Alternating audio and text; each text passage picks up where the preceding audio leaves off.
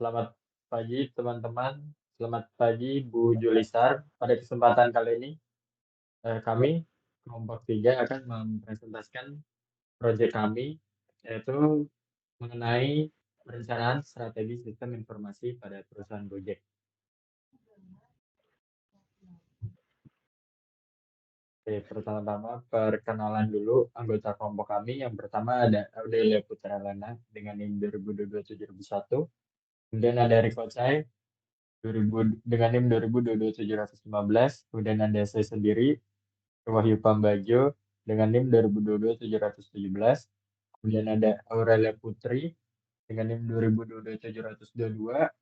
Ada Aulia Fasya Julianti dengan NIM 2022-723. Dan ada Nagib Akbar Al-Kafi dengan NIM 2022-756.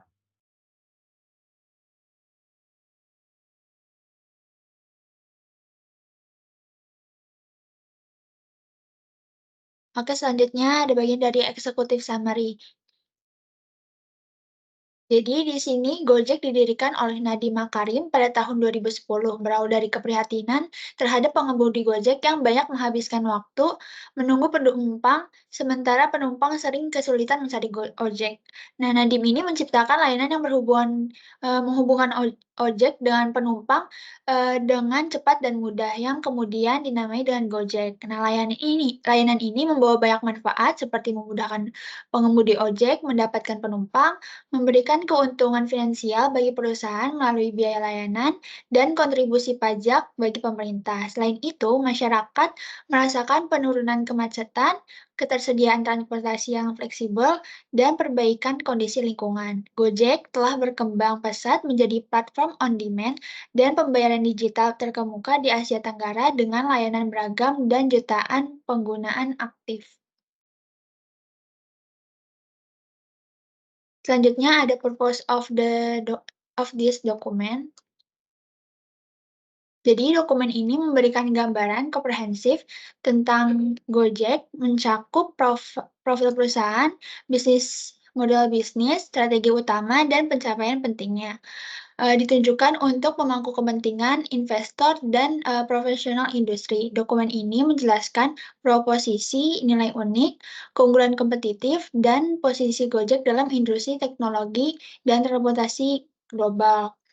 Nah, analisis SWOT dan Five Competitive Force Porter disertakan untuk mengevaluasi posisi kompetitif dan tekanan pasar. Dokumen ini juga mendetailkan proyek strategi Gojek, termasuk lokasi, latar belakang, tujuan, proposal proyek, dan key performance indicator. Dengan menyoroti kekuatan inti dan strategi bisnis Gojek, dokumen ini memberikan wawasan tentang potensi pertumbuhan dan keberlanjutan jangka panjang perusahaan.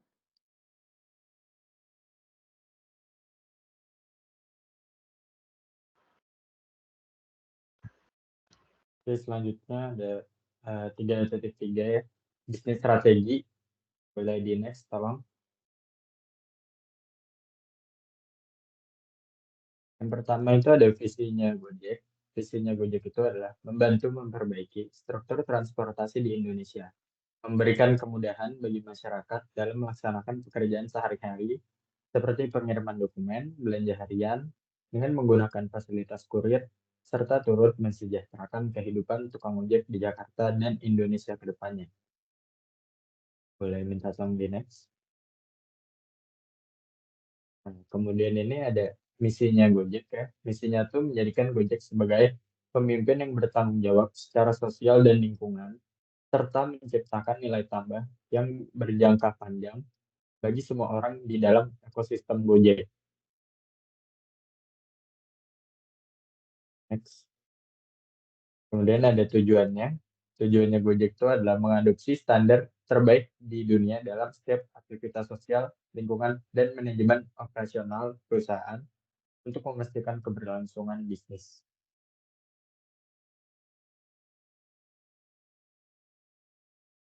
Kemudian ada objektifnya. Dalam perusahaan Gojek ini secara spesifik yang akan dicapai oleh perusahaan yang telah disepakati dan diresmikan ialah 3 pilar Gojek. Yaitu yang pertama ada speed. Layanan Gojek ini cepat dan Gojek terus belajar dan tumbuh dari pengalaman. Kemudian yang kedua ada inovasi. Gojek ini bekerja keras untuk terus meningkatkan layanan Gojek, sehingga, mereka ini memberikan lebih banyak kemudahan bagi para penggunanya. Kemudian yang ketiga ada social impact.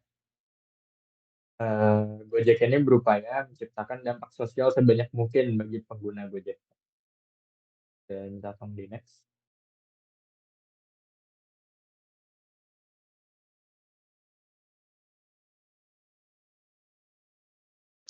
Selanjutnya 3.4 yaitu bisnis analisis. Next. Nah, yang pertama itu ada SWOT analisis. Nah, analisis SWOT ini merupakan cara untuk menganalisis strategi pemasaran perusahaan Gojek dalam lingkungan internal maupun eksternalnya, yang bertujuan untuk mendeteksi serta merumuskan kebijaksanaan yang sifatnya strategi bagi perusahaan. Strategi pemasaran diawali dengan menganalisa secara keseluruhan dari situasi perusahaan pemasar harus melakukan analisis SWOT dengan menilai kekuatan, strength, kelemahan, weakness, peluang, opportunities, dan ancaman atau threats. Nah, yang pertama itu ada kekuatan atau strength dari si Gojek. Yang pertama itu pangsa pasar yang luas.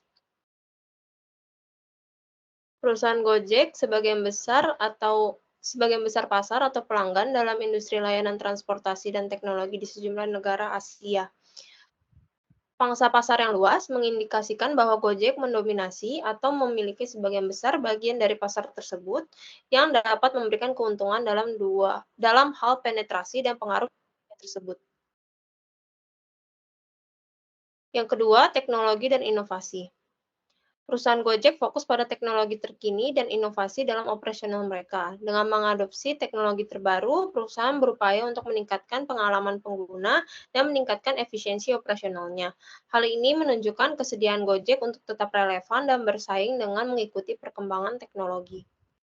Yang kedua, itu ada kelemahan atau weakness dari Gojek. Yang pertama itu ketergantungan pada regulasi pemerintah.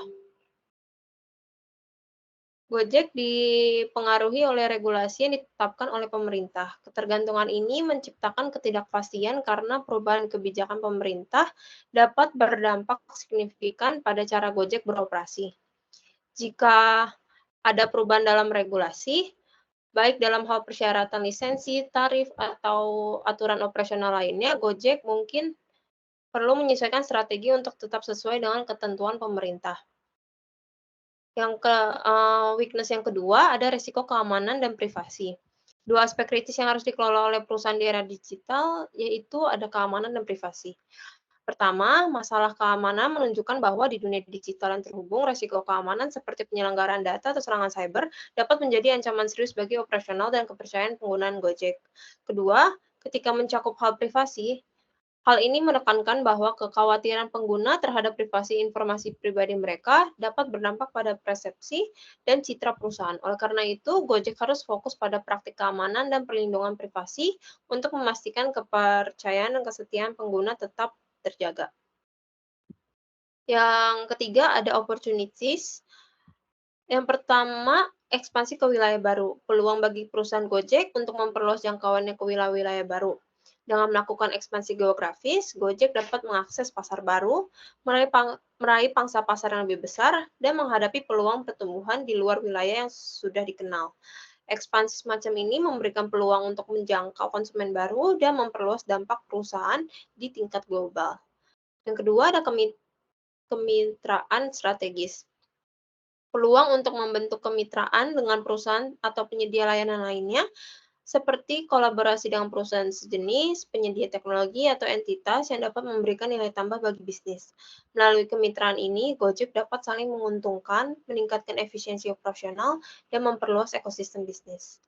Dan yang terakhir itu ada ancaman. Ancaman yang pertama yaitu persaingan yang sengit. Persaingan dengan perusahaan sejenis dapat menjadi ancaman bagi si Gojek. Saat industri diwarnai oleh pesaing yang kuat dan munculnya pemain baru dengan inovasi yang lebih baik, Gojek harus tetap kompetitif dan inovatif untuk mempertahankan dan memperluas pangsa pasar. Persaingan yang sengit dapat mendorong Gojek untuk meningkatkan layanan, menawarkan nilai tambah, dan menjaga kompetitif. Yang Ancaman yang kedua itu ada perubahan regulasi. Perubahan regulasi di sektor ride-hailing atau teknologi dapat memiliki dampak yang signifikan pada model bisnis Gojek. Regulasi baru atau perubahan aturan yang dapat mempengaruhi izin operasional, biaya, dan strategi bisnis secara keseluruhan. Oleh karena itu, perusahaan harus dapat beradaptasi dengan cepat terhadap perubahan kebijakan pemerintah untuk meminimalkan dampak negatif pada operasionalnya. Selanjutnya,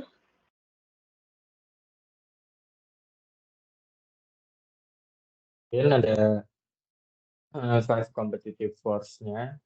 Yang pertama itu ada ancaman produk baru. Gojek sebagai pionir ojek online memiliki hambatan masuk yang tinggi bagi pesaing baru karena brand kuat dan keunggulan biaya. Kemudian yang kedua itu ada ancaman produk pengganti. Ancaman dari pesaing seperti Grab dan ojek konvensional cukup tinggi, namun Gojek mengatasi dengan berbagai layanan dan metode pembayaran. Kemudian yang ketiga ada daya tawar pembeli. Daya tawar rendah karena pilihan terbatas, hanya Grab sebagai pesaing utama. Kemudian ada daya tawar pemasok. Daya tawar tinggi akibat persaingan ketat dengan Grab dan seringnya promo untuk menarik pelanggan. Kemudian yang terakhir ada intensitas persaingan bisnis. Daya tawar tinggi akibat persaingan ketat dengan Grab dan seringnya promo untuk menarik pelanggan. Next.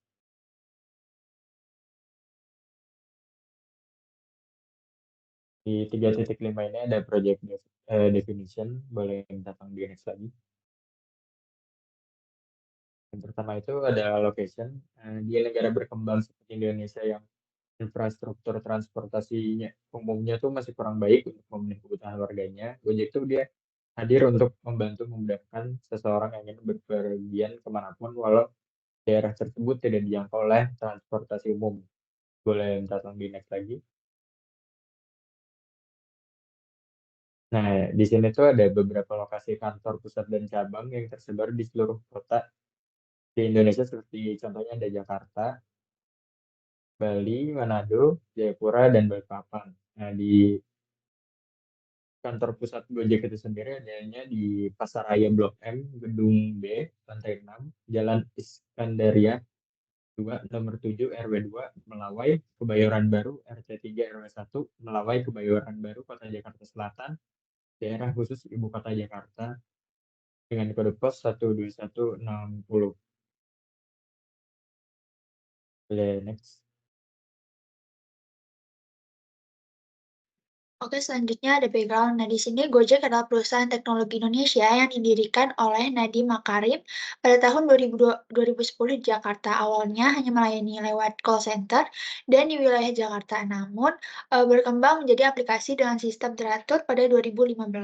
Mereka menghubungkan pengguna dengan ojek untuk memesan secara online dengan pembayaran cash atau menggunakan GoPay. Nah, Gojek ini bermitra dengan para tukang ojek dengan sistem bagi hasil 20/80. Nah, mereka juga memberikan pelatihan kepada mitra driver mereka. Gojek telah memenangkan berbagai penghargaan dan kompetisi, serta meluncurkan banyak inovasi baru dalam layanan mereka. Saat ini, mereka menawarkan lebih dari 16 layanan termasuk transportasi dan pengiriman makanan, belanja, dan lain-lain. Mereka juga bermitra dengan lebih dari 250.000 driver ojek di 50 kota di seluruh Indonesia dan aplikasi mereka telah diunduh lebih dari 11 juta kali. Selanjutnya ada current situation. Jadi di sini itu ada yang pertama ekspansi perusahaan Gojek. Nah, Gojek ini didirikan pada tahun 2010 dan menyediakan layanan transportasi roda 2 dan layanan lainnya melalui aplikasi mobile. Meskipun aplikasi ini telah mengalami banyak perkembangan termasuk fitur e-wallet kayak GoPay dan layanan GoFood, GoTix, GoCar, dan lain-lainnya. Mereka menghadapi saingan utama di Indonesia yaitu Grab. Grab yang berasal dari Malaysia telah melakukan ekspansi ke berbagai negara di Asia Tenggara termasuk Singapura, Thailand, dan Filipina. Dalam respon terhadap saingan ini, Gojek melakukan ekspansi di negara-negara lain di Asia Tenggara termasuk Vietnam, Singapura, dan Thailand. Nah, di Vietnam, Gojek ini dikenal dengan nama GoViet. Sedangkan di Thailand namanya itu Grab. Mereka juga meluncurkan di Singapura dengan nama aslinya itu Gojek. Meskipun telah berhasil beroperasi di beberapa wilayah, upaya ekspansi ke Filipina belum berhasil karena ditolak oleh pemerintahan setempat. Meskipun menghadapi tantangan ekspansi, Gojek terus berupaya untuk bersaing dengan Grab dan menjadi aplikasi transportasi online terbaik di Asia Tenggara dengan melakukan penyesuaian nama dan layanan sesuai dengan negara yang mereka ekspansi. Lalu ada yang kedua itu layanan Gojek saat ini. Nah, layanan Gojek saat ini menyediakan berbagai layanan di Indonesia, termasuk kayak Gokar yang menyediakan layanan transportasi mobil dengan harga transparan, GoRide transportasi roda 2 dengan kecepatan, kemudahan pemesanan dan keamanan. Lalu ada GoFood yang pesanan antar makanan lebih dari 75.000 restoran.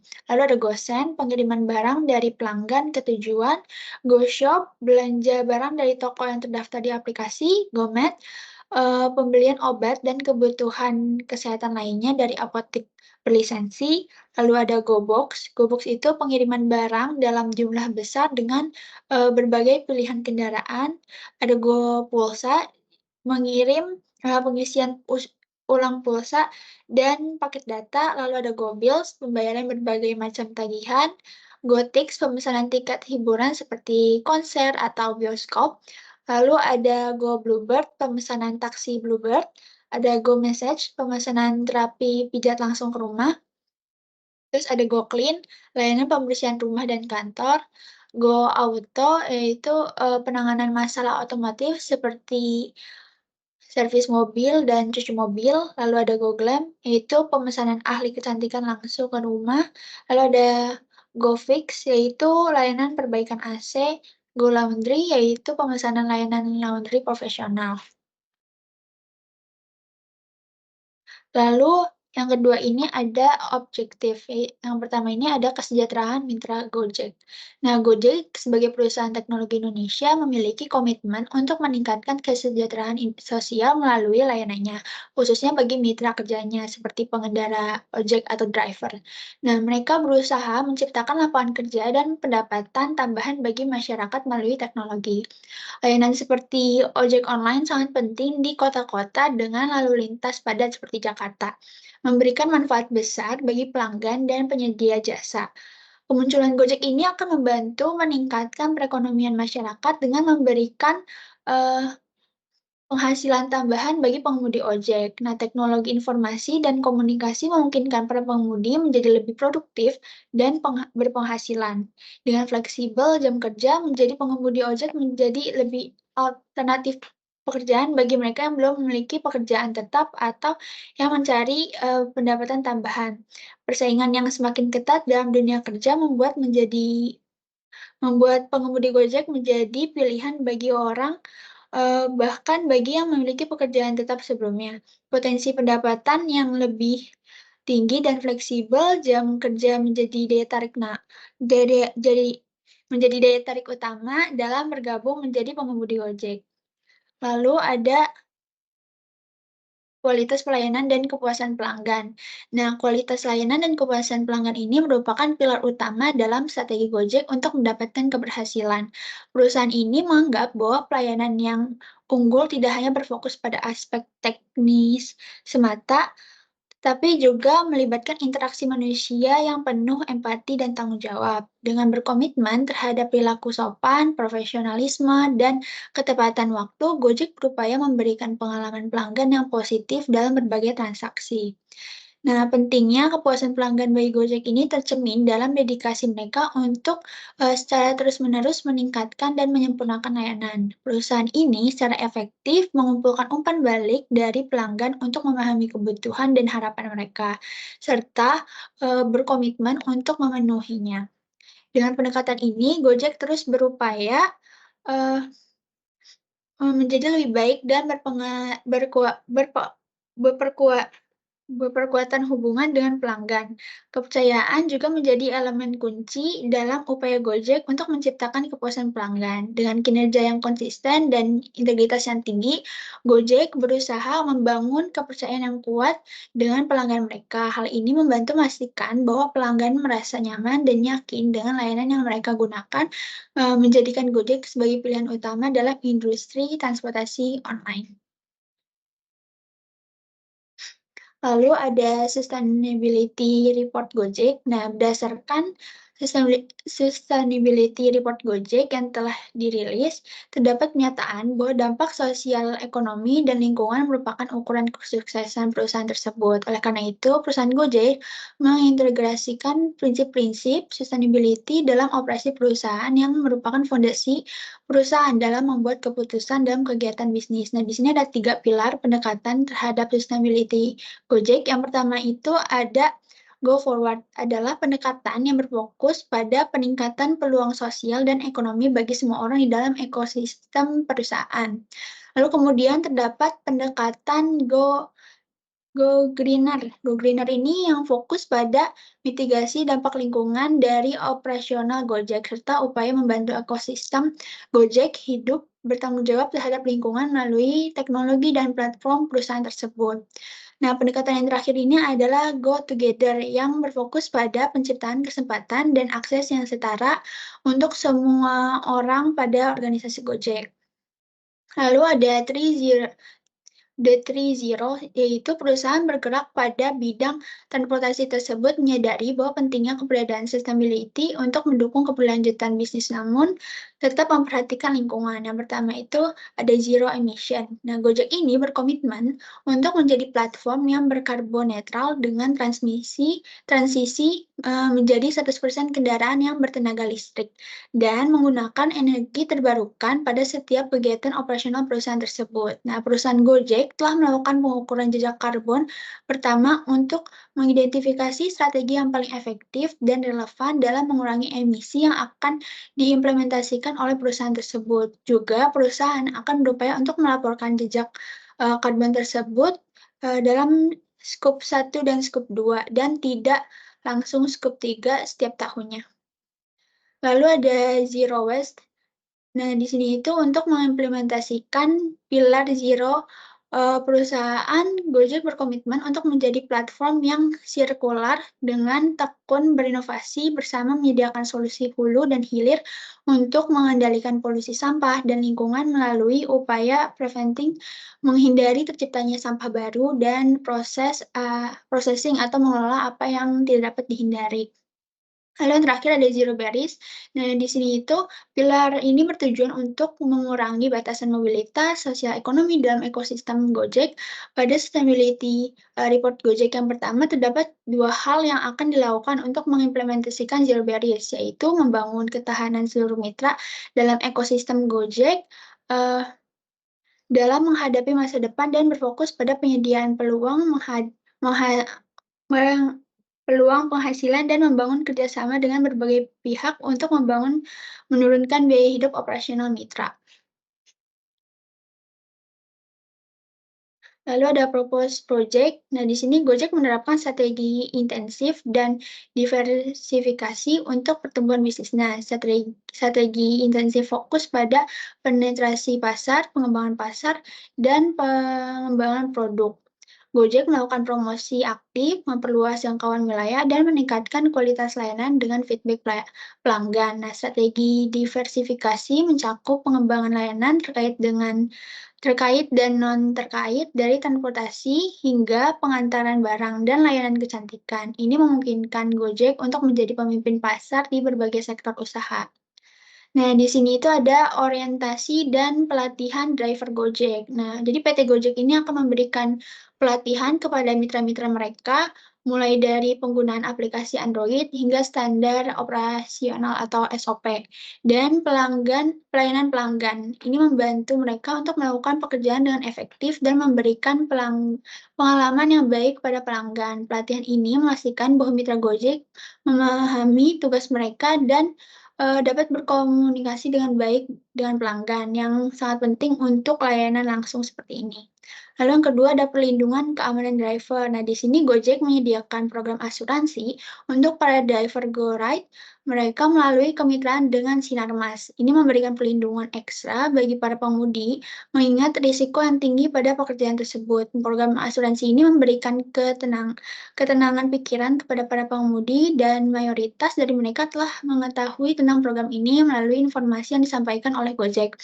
Dalam memilih asuransi, para pengemudi cenderung mempertimbangkan premi yang harus mereka bayarkan dan banyak yang memilih BPJS karena iuran yang terjangkau dan klaim yang masuk akal.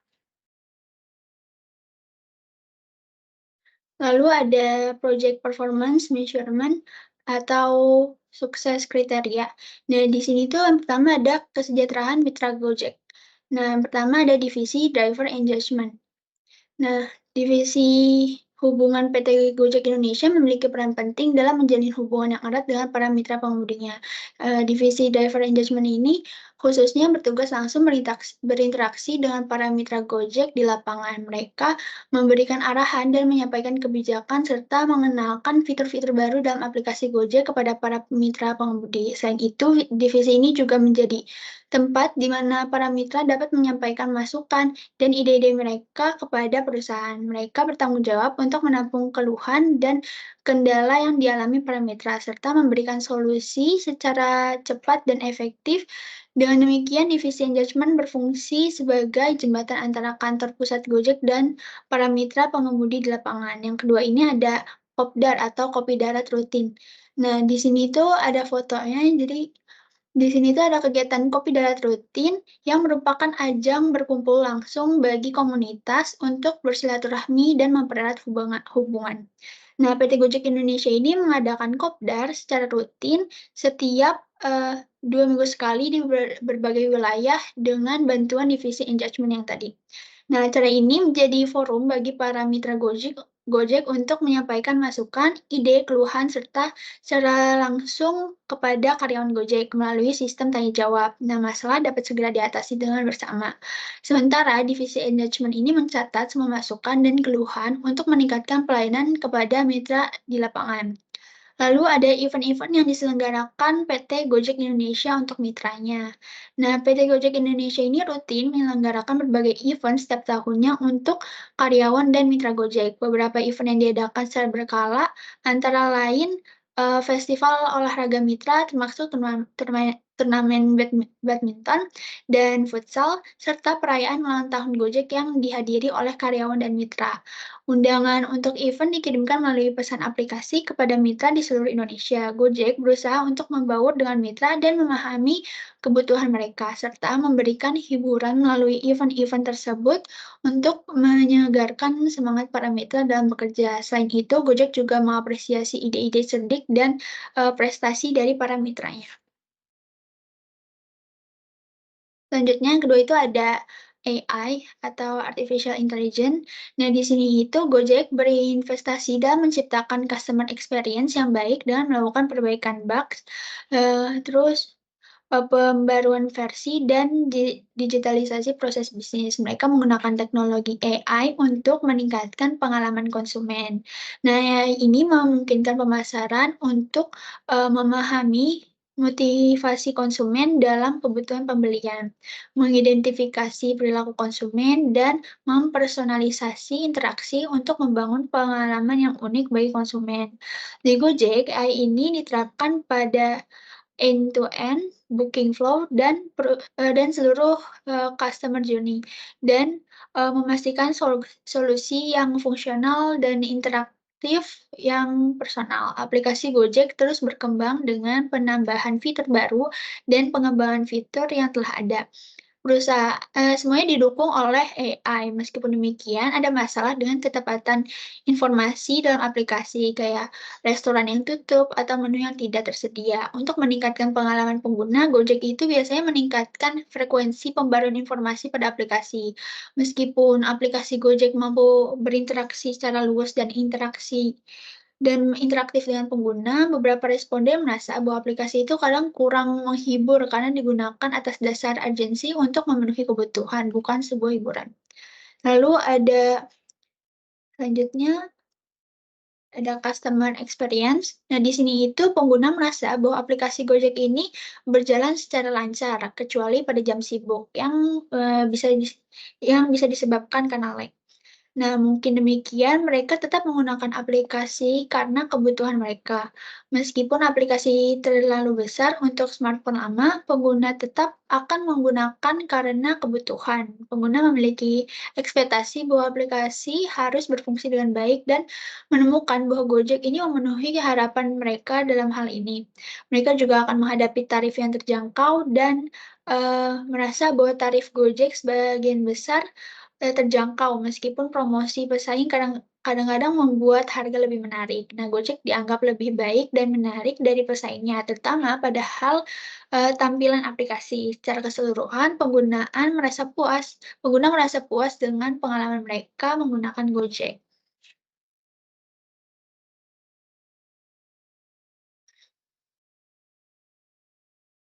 Oke, materi selanjutnya 3.6 ini mengenai tentang project scope dari perusahaan Gojek. Boleh next. Di sini ada pengertian buat project scope. Jadi project scope ini atau ruang lingkup proyek adalah definisi yang jelas dan menyeluruh tentang semua pekerjaan yang diperlukan untuk menyelesaikan suatu proyek. Jadi project scope ini membantu memastikan bahwa semua orang yang terlibat dalam proyek memahami apa yang perlu dilakukan dan apa yang tidak perlu dilakukan. Nah, ini juga membantu untuk melacak kemajuan proyek dan memastikan bahwa proyek tetap pada jalurnya.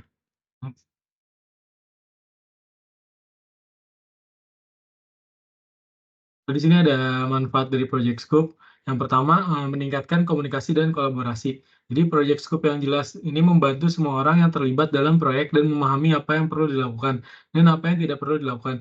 Ini dapat membantu dan meningkatkan komunikasi dan kolaborasi antar anggota tim. Lalu yang kedua ada membantu dalam perencanaan dan penganggaran.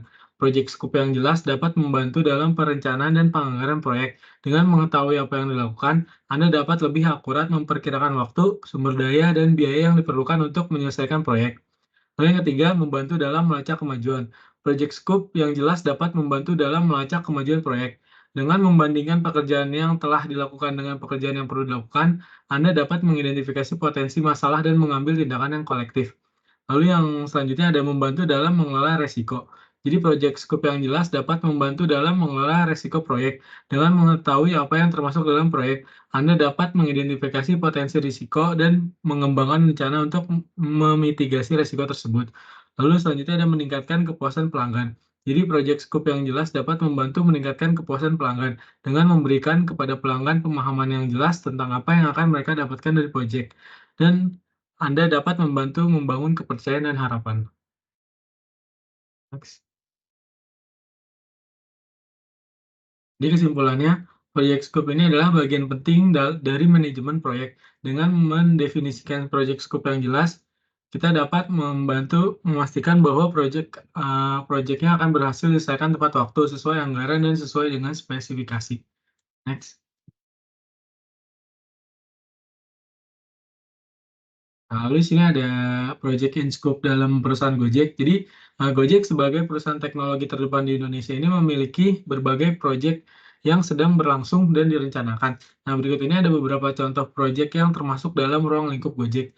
Yang pertama di sini ada layanan transportasi. Gojek terkenal dengan layanan transportasinya, termasuk GoRide, GoCar, dan Gojek Instan. Perusahaan ini terus memperluas layanan transportasinya ke kota-kota baru di Indonesia dan Asia Tenggara, serta mengembangkan fitur-fitur baru seperti GoCar Protect dan GoRide Electric.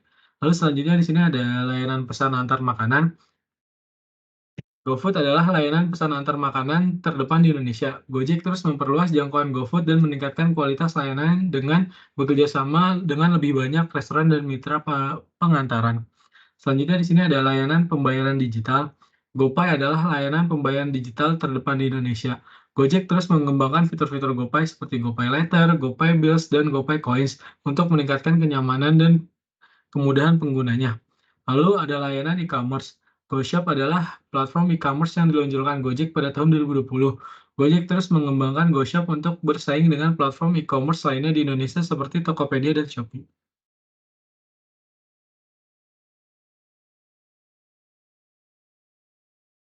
Lalu ada layanan logistik.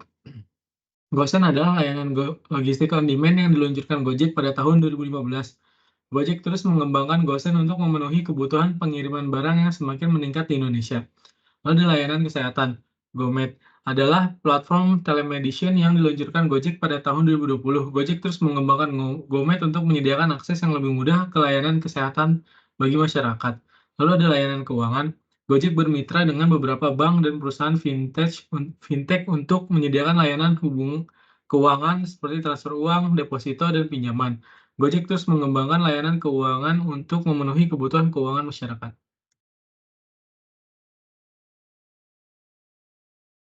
Di sini masih ada layanan pendidikan. Gojek bermitra dengan beberapa lembaga pendidikan untuk menyediakan layanan pendidikan seperti kelas online dan pelatihan. Gojek terus mengembangkan layanan pendidikannya untuk meningkatkan kualitas pendidikan di Indonesia. Lalu ada layanan hiburan. GoPlay adalah platform streaming video yang diluncurkan Gojek pada tahun 2020. Gojek terus mengembangkan GoPlay untuk menyediakan konten hiburan yang berkualitas bagi masyarakat.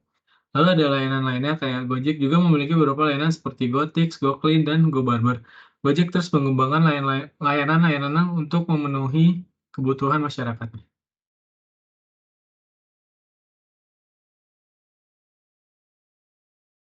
Lalu di sini ada Outscope-nya. Jadi Outscope ini di luar lingkungan bisnis Gojek atau out of scope Gojek bisnis. Jadi layanan berikut mungkin berada di luar ruang lingkup di bisnis Gojeknya. Yang pertama ada jasa yang tidak sesuai dengan keahlian inti mereka. Contohnya seperti pemesan travel, memesan tiket pesawat, hotel, atau pengaturan perjalanan lainnya mungkin tidak selaras langsung dengan keahlian Gojek dalam layanan on-demand logistik lokal. Produk keuangan selain pembayaran menawarkan instrumen keuangan yang kompleks seperti produk investasi atau pinjaman mungkin memerlukan kerangka peraturan dan keahlian yang berbeda. Lalu ada logistik jarak jauh. Pengangkutan barang dalam skala besar atau pengiriman internasional mungkin berada di luar infrastruktur Gojek saat ini dan fokus pada pengiriman lokal. Lalu yang kedua ada kegiatan yang tidak sesuai dengan misi mereka. Yang pertama ada layanan dengan dampak lingkungan yang tinggi. Gojek mungkin menghindari bisnis yang berkontribusi signifikan terhadap polusi atau penipisan sumber daya. Lalu yang kedua ada kegiatan dengan masalah etika. Mereka mungkin menghindari industri yang mengeksploitasi tenaga kerja atau praktik bisnis yang dipertanyakan. Lalu yang ketiga di sini ada segala sesuatu di luar fokus geografis mereka. Contohnya sebagai operasi global, meskipun mereka mungkin berekspansi di Asia Tenggara, melangkah jauh melampaui wilayah mereka saat ini mungkin berada di luar jangkauan untuk saat ini. Next. Lalu di sini ada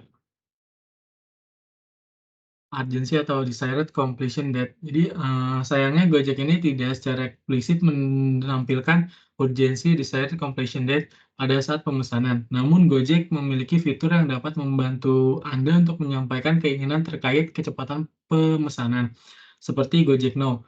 Nah, fitur ini memungkinkan Anda mendapatkan driver secepat mungkin. Ini bisa menjadi pilihan jika Anda membutuhkan layanan Gojek dengan segera. Lalu ada scheduling. Beberapa layanan Gojek seperti GoCar dan GoRide menawarkan fitur penjadwalan. Anda dapat mengatur pemesanan untuk waktu mendatang, sehingga driver akan tiba pada waktu yang akan Anda tentukan. Nah, selain itu, Anda juga bisa menambahkan catatan pada saat pemesanan untuk menyampaikan keinginan Anda terkait kecepatan layanan. Misalnya, Anda bisa menulis segera atau diharapkan driver tiba dalam 15 menit ya. Nah, namun perlu dicatat bahwa hal ini tidak menjamin pemenuhan keinginan tersebut, karena kecepatan kedatangan driver ini tetap tergantung pada ketersediaan driver di sekitar Anda. Next.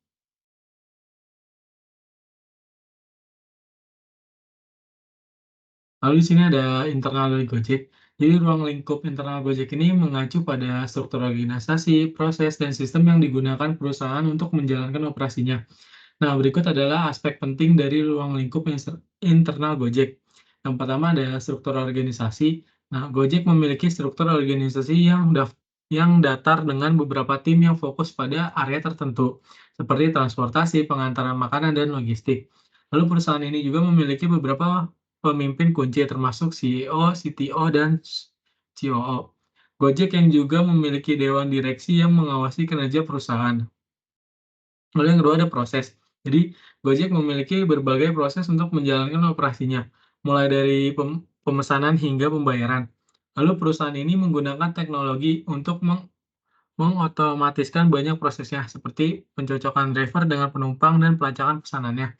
Lalu Gojek juga memiliki tim customer service yang menangani pertanyaan dan keluhan dari penggunanya.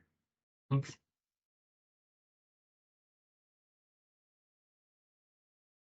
Nah, yang ketiga ini ada sistem. Jadi Gojek ini memiliki berbagai sistem yang mendukung operasinya, seperti aplikasi seluler, platform web, dan database.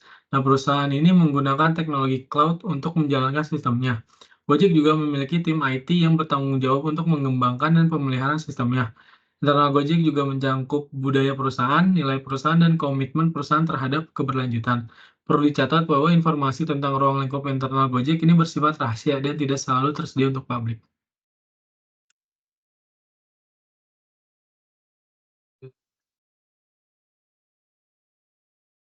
Oke, selanjutnya ruang lingkup eksternal. Kebalikan dari faktor bisnis internal, elemen eksternal adalah faktor yang mempengaruhi yang berada di luar kendali perusahaan.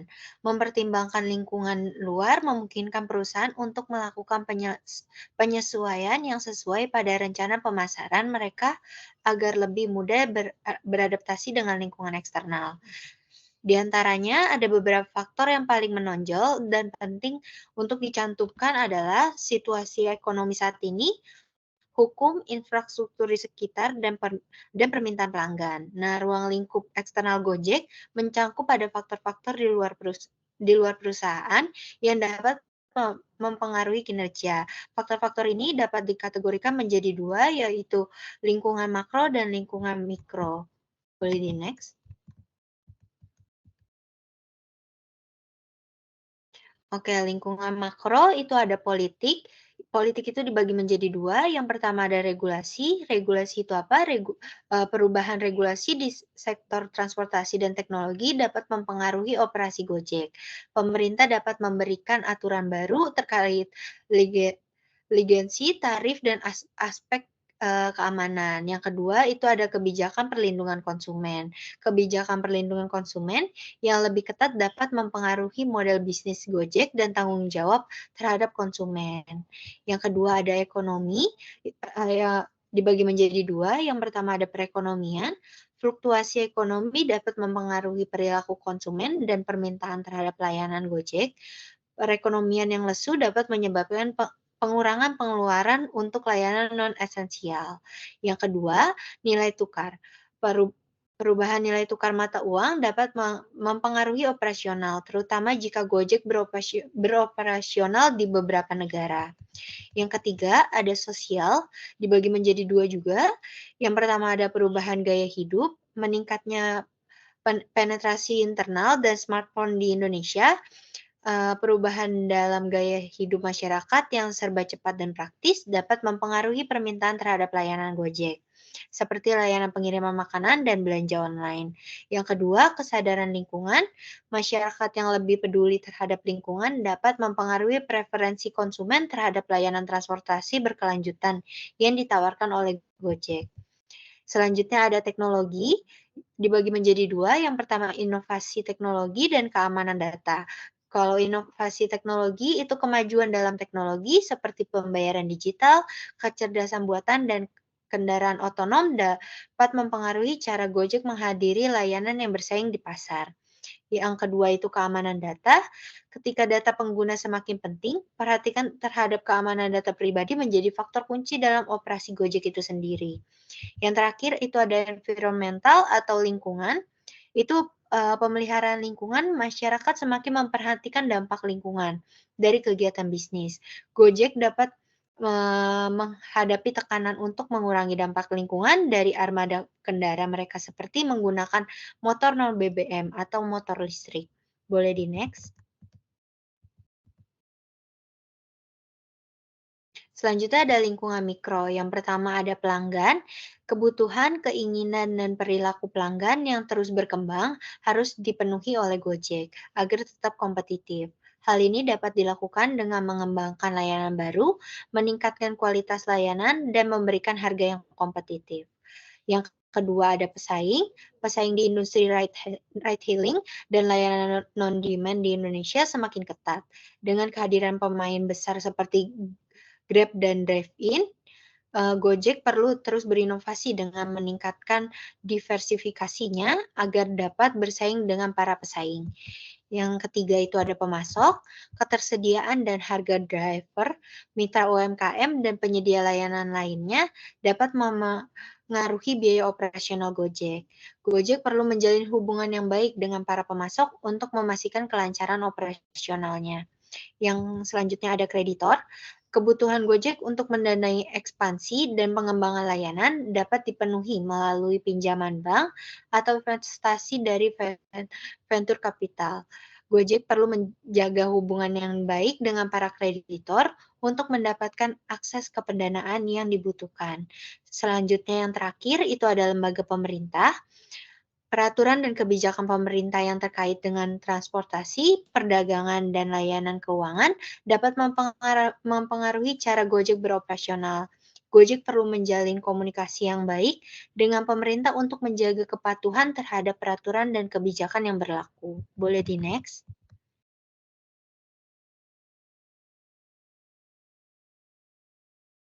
Selanjutnya ada poin 3.7 yaitu bisnis proses.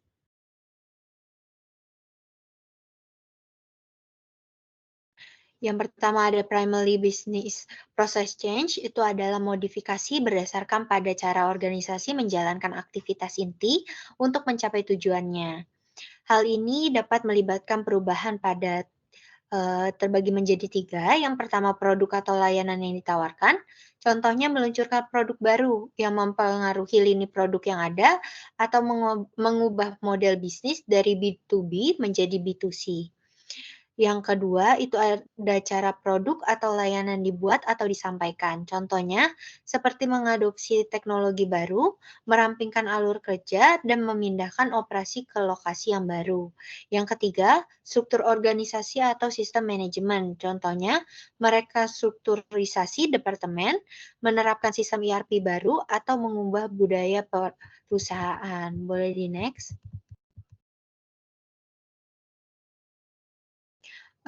Selanjutnya ada primary business process change pada Gojek. Gojek sebagai perusahaan teknologi yang dinamis tentu tidak lepas dari kebutuhan untuk melakukan perubahan proses bisnis utama. Beberapa alasan yang dibutuhkan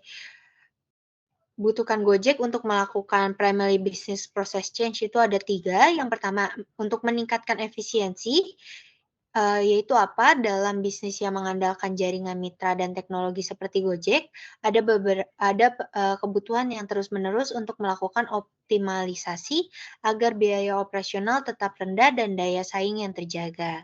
Yang kedua, itu meningkatkan kualitas layanan.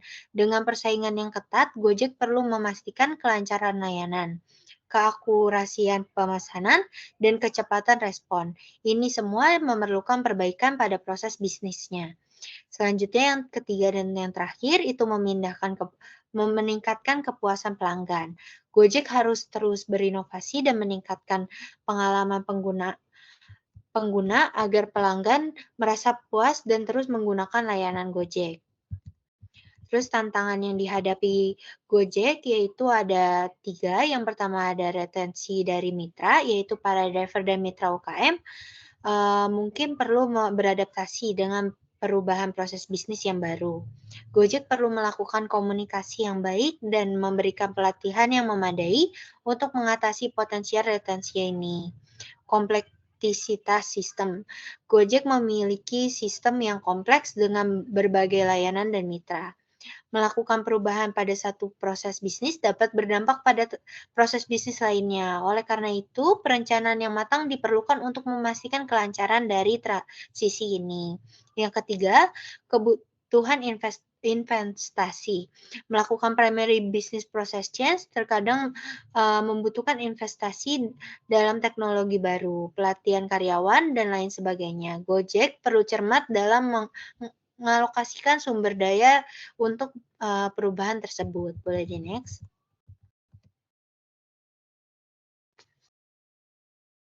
Nah, contoh penerapan dari primary business process change di Gojek itu ada 5.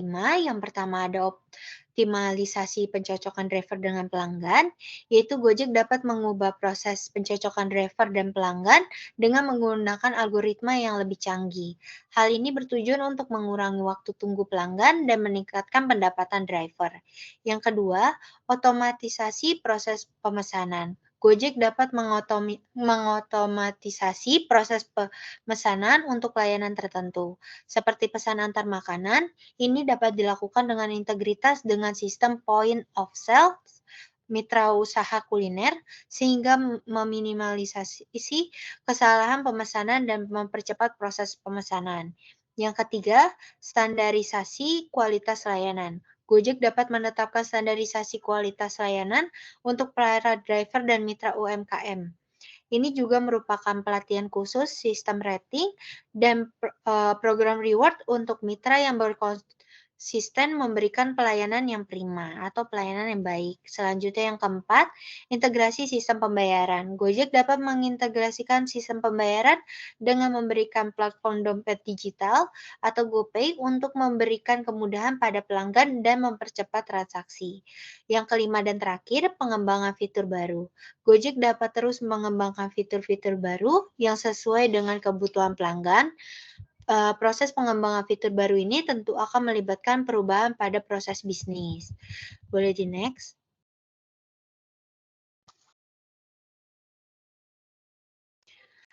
Yang selanjutnya itu ada graphical representation, adalah representasi visual dari langkah-langkah dan alur kerja yang terlibat dalam suatu proses bisnis. Dengan menggunakan simbol dan diagram yang mudah dipahami, graphical representation membantu para pemangku kepentingan atau stakeholder dalam organisasi untuk memahami, menganalisis, dan meningkatkan proses bisnis tersebut. Nah, terbagi menjadi beberapa jenis, yaitu ada flowchart. Flowchart itu adalah diagram alur yang mungkin merupakan jenis diagram yang paling populer di dunia.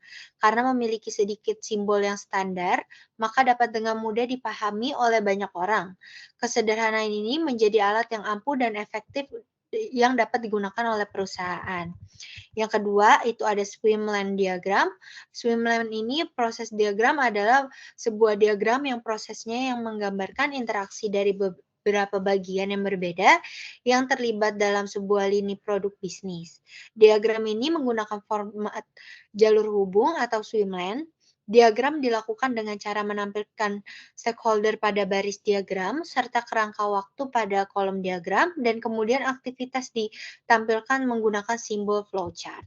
Selanjutnya yang ketiga itu ada BPMN atau Business Process Model Annotation, adalah representation grafis dari program bisnis Anda menggunakan objek standar.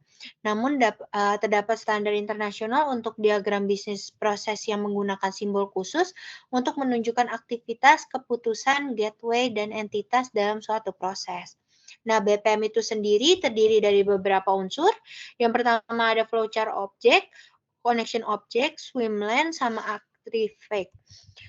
Terus keuntungan terbesar dari BPMN adalah standar dengan sintaksis yang mendefinisikannya itu lebih baik daripada diagram lainnya.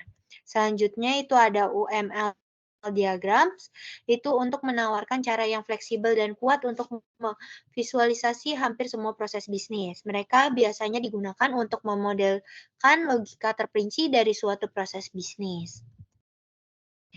Selanjutnya yang kelima itu ada data flow diagram, itu atau DFD menunjukkan aliran data atau informasi dari satu tempat ke tempat lainnya. DFD menggambarkan proses yang menunjukkan bagaimana proses ini terhubung bersama melalui penyimpanan data dan bagaimana proses terhubung dengan menggunakan data di luar. Yang keenam itu ada role activity diagram, itu memberikan spesifik proses yang berbeda dan sangat berguna dalam mendukung komunikasi. Mereka ini intuitif untuk dibaca, mudah dipahami dan menyajikan pandangan yang rinci tentang proses dan memungkinkan aktivitas secara paralel. Selanjutnya yang ketujuh ada value stream mapping, itu adalah Alat yang digunakan untuk membantu memahami kondisi perusahaan saat ini dan mengidentifikasi peluang yang perlu diperbaiki. Boleh di next.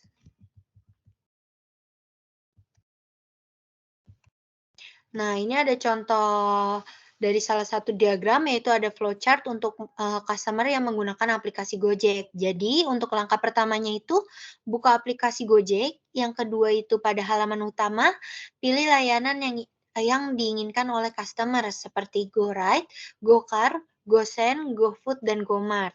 Nah, langkah kedua itu memilih layanan. Nah, layanannya itu ada banyak, ada GoRide, GoCar, GoSend, GoFood, GoMart, dan masih banyak lagi. Selanjutnya itu langkah ketiga, itu konfirmasi pemesanan, yaitu tinjau kembali detail pesanan Anda, pastikan semua konfirmasi sudah benar, selanjutnya klik tombol konfirmasi untuk memesan layanan. Yang keempat, memantau pesanan. Jadi Anda dapat memantau status pemesanan Anda di aplikasi Gojek.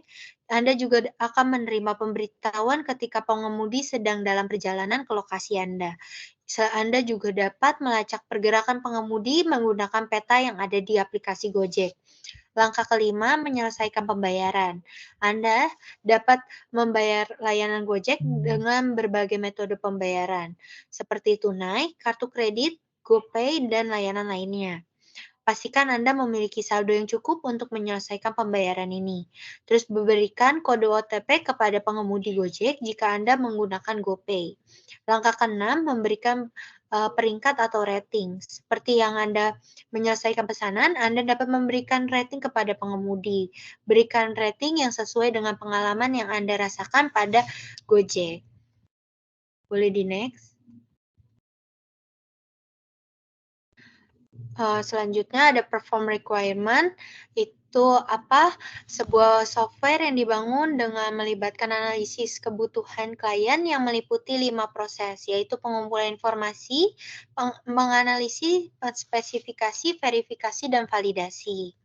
Nah, rekayasa kebutuhan atau software specification itu apa? Proses memahami dan mendefinisikan spesifikasi kebutuhan sistem atau perangkat lunak dengan verifikasi dan validasi yang diharapkan klien baik dalam bentuk lisan maupun tulisan, yaitu dokumen. Nah, selanjutnya kebutuhan perangkat lunak adalah kondisi kriteria, syarat, dan kemampuan yang harus dimiliki oleh perangkat lunak untuk memenuhi apa yang disyaratkan atau diinginkan pemakai. Itu terbagi menjadi tiga kebutuhan perangkat lunak. Yang pertama ada kebutuhan fungsional, yang kedua ada kebutuhan antarmuka, yang ketiga ada kebutuhan untuk kerja. Nah, kebutuhan fungsional itu disebut juga sebagai kebutuhan operasional, yaitu kebutuhan yang berkaitan dengan fungsi atau proses transformasi yang harus mampu dikerjakan oleh sistem. Yang kedua itu ada kebutuhan antarmuka, itu kebutuhan antarmuka yang menghubungkan sistem dengan elemen perangkat keras, sistem atau basis data. Yang ketiga, kebutuhan untuk kerja. Kebutuhan yang menetapkan karakteristik unjuk kerja yang harus dimiliki oleh sistem, misalnya kecepatan, ketepatan, dan frekuensi. Contohnya yaitu yang pertama, sistem harus bisa mengelola data sampai 1 juta record untuk tiap transaksinya. Yang kedua, sistem harus dapat digunakan oleh multi-user sesuai dengan otomatisasi yang diberikan pada user. Yang ketiga, waktu tanggap penyajian informasi maksimal selama 1 menit. Boleh di next.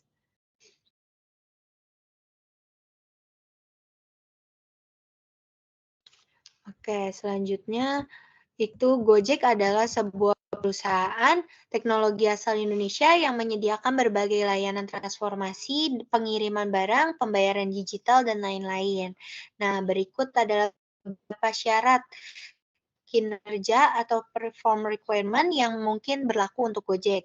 Yang pertama ada ketersediaan layanan, yaitu Gojek harus memastikan bahwa aplikasi dan layanannya selalu tersedia dan dapat diakses oleh pengguna kapanpun dan dimanapun. Yang kedua, waktu respons. Pengguna mengharapkan respon yang cepat dari aplikasi Gojek, baik saat memesan layanan, saat melacak status pesanan, dan juga lainnya. Waktu respon yang lambat dapat menyebabkan frustasi pengguna dan mengurangi kepuasan pelanggan. Yang ketiga, keamanan data. Gojek mengelola data sensitif seperti informasi pribadi pengguna, riwayat transaksi, dan informasi pembayaran. Mereka harus memastikan bahwa data tersebut aman dan terlindungi dari akses yang tidak sah atau kebocoran data. Yang keempat, pengalaman pengguna. Gojek harus menyediakan antarmuka pengguna yang intuitif, ramah pengguna, dan responsif di berbagai perangkat dan platform. Yang kelima, integrasi dengan mitra. Gojek bekerja sama dengan mitra seperti pengemudi, kurir, dan pedagang. Mereka harus memastikan integrasi yang lancar dengan sistem mitra, termasuk sistem manajemen armada, pembayaran, dan pelaporan. Yang keenam, ada analitik dan optimalisasi. Gojek harus mengumpulkan dan menganalisa data operasional dan perilaku pengguna untuk mengoptimalisasi layanan, penilaian efisiensi, dan membuat keputusan bisnis yang tepat. Nah, persyaratan kinerja ini penting untuk memastikan bahwa Gojek dapat memberikan layanan yang andal, aman, dan berkualitas tinggi kepada pelanggan dan mitra mereka. Upaya yang dilakukan Gojek untuk mempertahankan perform requirement-nya pada mitra dan karyawan atau driver dengan cara memberikan insentif atau bonus kepada setiap driver yang sudah memenuhi syarat. Boleh di next? Nah, untuk dalam pemberian bonus atau insentif itu menggunakan poin untuk driver Gojek. Selain biaya perjalanan, driver Gojek juga berhak mendapatkan poin untuk setiap pelaksanaan yang diterima dan dipenuhi. Nilai poin yang diperoleh untuk setiap jenis order berbeda-beda. Bonus yang diberikan untuk akumulasi poin juga berbeda. Panduan perhitungan bonus berdasarkan poin sebagai berikut. Untuk 12 poin pertama yaitu 10.000, untuk 16 poin itu di harga 30.000, untuk 20 poin itu 40.000, untuk penukaran 24 poin itu ada di 50.000, untuk 30 poin itu ada di 70.000. Perhitungan tersebut berlaku dengan beberapa catatan tambahan.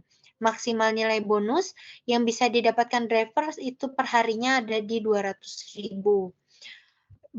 Dan bonus dapat diterima jika pengemudi memiliki kinerja yang baik. Boleh di next? Nah, ini sumber-sumber cara mendapatkan poin di driver Gojek. Yang pertama itu ada untuk GoRide, itu tambahan 2 poin untuk orderan pada Senin sampai Jumat pada pukul 4 sore sampai pukul 8 malam. Terus komisi tambahan 3.000 untuk orderan pada pukul 11 malam sampai jam 5 subuh. Dan untuk pada layanan GoFood itu ada tambahan 1 poin untuk orderan pukul 4 sore sampai pukul 8 malam dan 0,5 poin untuk pembelanjaan minimal 200.000 dan untuk 300.000 juga ditambah 0,5 poin dan komisi tambahan yaitu 3.000 untuk orderan yang lebih dari 10 kilo dan tambahan 3.000 untuk orderan yang diterima di waktu 11 malam sampai dengan 5 pagi. Selanjutnya itu ada untuk Gosen yaitu tambahan 2 poin untuk orderan pada Senin sampai dengan Jumat yaitu pukul 16 sampai dengan 20 atau jam 8 malam. Terus tambahan komisi 3.000 untuk order pada pukul 11 malam sampai jam 5 subuh.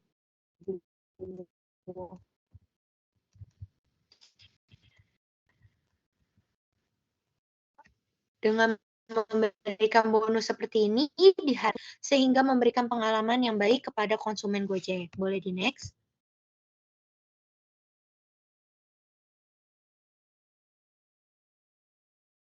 Lalu selanjutnya adalah interface requirement. Sebuah interface adalah batas di mana atau di atasnya dua atau lebih bagian berinteraksi. Definisi lain adalah interface adalah fitur desain dari sepotong peralatan yang mempengaruhi atau dipengaruhi oleh fitur desain sistem lain. Kata kunci di sini adalah berinteraksi dan berpengaruh atau terpengaruh oleh sistem lain. Dari sudut pandang persyaratan, setiap kali formulasi persyaratannya menunjukkan atau menyeratkan salah satu kondisi ini, ada antarmuka atau interface yang terlibat. Jika ada interface yang terlibat, maka persyaratannya menangani interface ini ada diklasifikasikan sebagai persyaratannya. Boleh di next.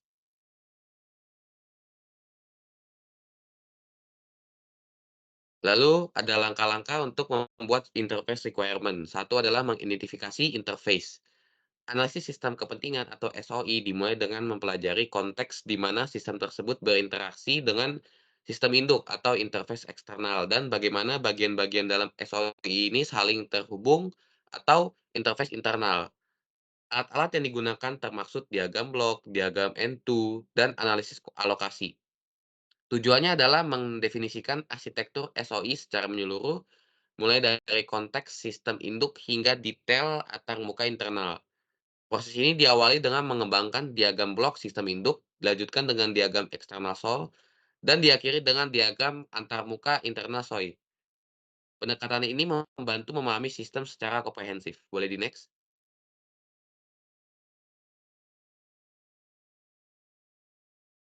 Lalu yang kedua adalah menentukan interface. Setelah interface diidentifikasi, ia harus didefinisikan rinci. Ini meliputi karakteristik sistem, media interaksi, dan hal yang melintasi interface. Listrik, kontak, cairan atau gas, RF, fiber, atau komunikasi data. Karakteristik sistem seperti konektor harus didokumentasikan. Untuk antarmuka listrik atau data atau pemerintah, rincian seperti jenis konektor dan pin assignment perlu diidentifikasi. Untuk cairan atau gas, tingkat kebocoran didefinisikan. Interaksi bisa berupa parameter listrik, format perintah atau data, atau kualitas, tekanan, suhu untuk cairan atau gas. Media transmisi juga harus dirinci. Standar kadang mendefinisikan koneksi, media, dan protokol. Boleh di next? Lalu yang terakhir adalah tulis persyaratan interface. Setelah antarmuka diidentifikasi dan didefinisikan, Anda siap untuk menulis persyaratan antarmukanya. Persyaratan antarmuka adalah persyaratan sistem yang melibatkan interaksi dengan sistem lain.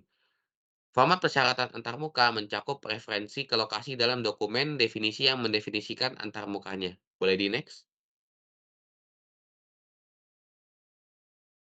Lalu di sini ada penerapan interface di Gojek. Yang pertama adalah layout. Di sini Gojek menggunakan layout yang bertemakan white space. White space digunakan agar mata pengunjung dapat beristirahat saat mengunjungi aplikasi. Pada aplikasi Gojek terdapat area kosong pada elemen setiapnya dan pemberian margin di antara elemennya sehingga pengunjung nyaman dan senang saat mengunjungi Gojek. Grid dan alignment berhubungan dengan penyusunan elemen yang ada dalam aplikasi Gojek. Boleh di next?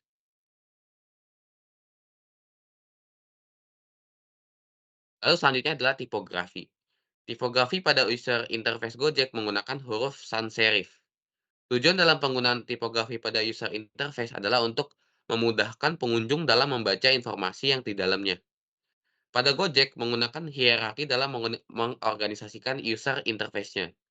Huruf tebal dan tidak tebal dapat memiliki hierarki yang berbeda. Terlihat pada bagian kolom pembayaran GoPay, ukuran teks lebih besar dan pada teks Pay, Pay Later, Top Up, dan More terlihat lebih kecil. Boleh di next? Lalu selanjutnya adalah operational sustainability. Operational sustainability adalah metode untuk mengevaluasi apakah suatu bisnis dapat mempertahankan praktik yang ada tanpa menempatkan potensi sumber daya masa depan dalam risiko. Keberlanjutan dapat merujuk pada salah satu dari berbagai bidang, misalnya sumber daya ekologi, sosial, atau ekonomi. Boleh di next?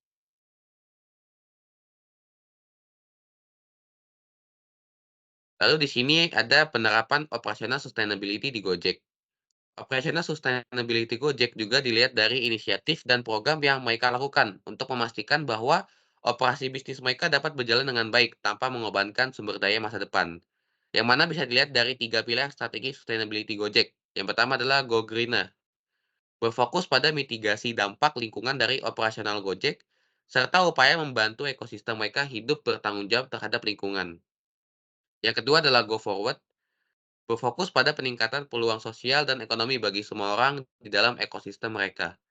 Dan yang terakhir adalah Go Together, berfokus pada penciptaan kesempatan dan akses yang setara untuk semua orang di dalam organisasi mereka, siapapun itu. Boleh di-next. Lalu bagaimana Gojek memastikan bahwa isu-isu sustainability diintegrasikan ke dalam strategi di seluruh perusahaan? Gojek mengintegrasikan keberlanjutan ke dalam manajemen risiko perusahaan, bukan sebagai isu terpisah, tetapi sebagai bagian dari cara mereka mengidentifikasi dan menangani semua risiko. Isu keberlanjutan seperti perubahan iklim dan cuaca ekstrim berdampak langsung pada bisnis mereka, terutama karena kantor pusat berada di negara yang rentan terhadap risiko iklim. Gojek telah mengevaluasi dan memetakan masalah lingkungan, sosial, dan ekonomi yang kritis, serta mengintegrasikannya ke dalam Sistem Manajemen Lingkungan dan Sosial atau ISMS, yang selaras dengan Undang-Undang Nasional dan Standar Global. ISMS juga menjadi bagian dari Sistem Manajemen Risiko Perusahaan atau IRM. Gojek memastikan risiko ESG ditinjau secara berkala. SMS berfungsi sebagai masukan utama untuk laporan keberlanjutan tahunan Gojek, menjamin akuntabilitas dan transparansi komitmen mereka sesuai standar global. Upaya ini memastikan bahwa risiko ESG diprioritaskan dan dimasukkan ke dalam kebijakan dan kerangka kerja ke perusahaan, menciptakan tata kelola yang tepat untuk semua masalah ESG. Boleh di-next? Lalu selanjutnya adalah resource requirement. Resource requirement merujuk pada elemen-elemen yang diperlukan untuk menyelesaikan proyek dengan sukses. Sumber daya ini dapat dikategorikan menjadi beberapa jenis, termaksud 1. Tenaga kerja. Orang-orang yang terlibat dalam proyek, termaksud karyawan paruh waktu atau penuh waktu, kontraktor, dan freelancer, yang memiliki kemampuan yang diperlukan untuk menyelesaikan tugas proyek. Yang kedua adalah bahan baku. Bahan-bahan fisik dan bahan konsumsi yang diperlukan untuk proyek seperti bahan baku, alat, dan peralatan. Yang ketiga, peralatan. Mesin, perangkat lunak, dan alat lain yang digunakan untuk menyelesaikan tugas proyek, termasuk mesin berat, kendaraan, dan peralatan khusus. 4. Properti, tanah, atau infrastruktur. Lokasi fisik di mana proyek dilakukan, termasuk infrastruktur dasar seperti jalan, utilitas, dan bangunan. Terakhir adalah dana, sumber daya keuangan yang dialokasikan untuk proyek, termasuk anggaran, sumber dana, dan alokasi biaya. Boleh di-next?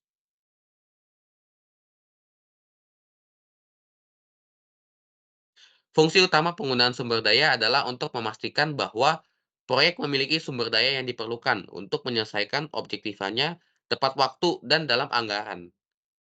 Pengelolaan sumber daya yang efektif sangat penting untuk kesuksesan proyek karena membantu. Yang pertama adalah mengidentifikasi sumber daya yang diperlukan untuk menyelesaikan tugas proyek. Yang kedua, mengalokasikan sumber daya secara efisien untuk mengurangi biaya dan meningkatkan penggunaan. Yang ketiga adalah mengelola keterbatasan dan risiko yang terkait dengan ketersediaan sumber daya. Yang keempat, merencanakan dan jadwal penggunaan sumber daya untuk memenuhi deadline proyek. Terakhir adalah mengawasi dan mengontrol penggunaan sumber daya untuk memastikan bahwa hasil proyek tercapai. Boleh di-next? Penggunaan sumber daya dapat dikategorikan menjadi beberapa tipe, termaksud yang pertama sumber daya manusia, orang-orang yang terlibat dalam proyek, termaksud karyawan penuh waktu atau penuh waktu, kontraktor dan freelancer yang memiliki kemampuan yang diperlukan untuk menyelesaikan tugas proyek. Sumber daya fisik, bahan-bahan fisik dan bahan konsumsi yang diperlukan untuk proyek, seperti bahan baku, alat, dan peralatan. Sumber daya keuangan yang dialokasikan untuk proyek termasuk anggaran, sumber daya, dan alokasi biaya. Terakhir, sumber daya infrastruktur, lokasi fisik di mana proyek dilakukan termasuk infrastruktur dasar seperti jalan, utilitas, dan bangunan. Boleh di-next?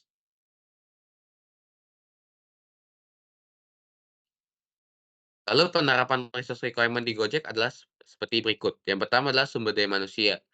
Yang pertama ada pengemudi atau mitra Gojek yang terlatih dan berpengalaman. Yang kedua ada personil di berbagai divisi seperti teknologi, pemasaran, operasional, dan administrasi. Yang ketiga adalah tim manajemen yang kompeten untuk mengelola dan mengembangkan bisnis Gojek. Yang kedua adalah sumber daya teknologi atau technological resources. Platform aplikasi mobile yang handal dan user friendly. Yang kedua adalah sistem back-end yang dapat menangani jumlah transaksi yang besar. Yang ketiga ada infrastruktur teknologi informasi yang memadai termasuk server, jaringan, dan perangkat lunak. Yang ketiga ada sumber daya keuangan atau financial resources. Modal untuk investasi dan pengembangan bisnis. Yang kedua ada pendanaan yang cukup untuk membiayai operasional termasuk gaji karyawan, biaya promosi, dan pengembangan produk. Yang ketiga adalah akses yang baik ke sumber-sumber pendanaan seperti investor dan lembaga keuangan. Yang keempat ada sumber daya operasional atau operational resources. Jaringan mitra pengemudi tersebar di area operasional Gojek. Yang kedua ada pusat layanan pelanggan yang dapat melayani dengan cepat dan efektif. Dan yang terakhir adalah logistik dan infrastruktur pendukung untuk mendistribusikan barang dan layanan. Boleh di next.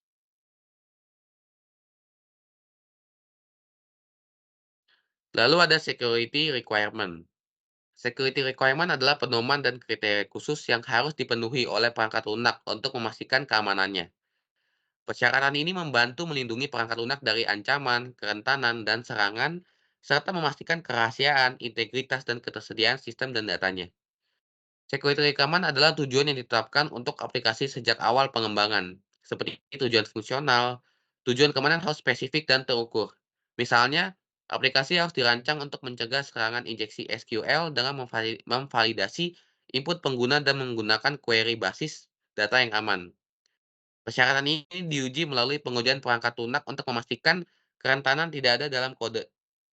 Persyaratan yang jelas dan spesifik sangat penting untuk memastikan aplikasi aman dari peretasan. Boleh di next?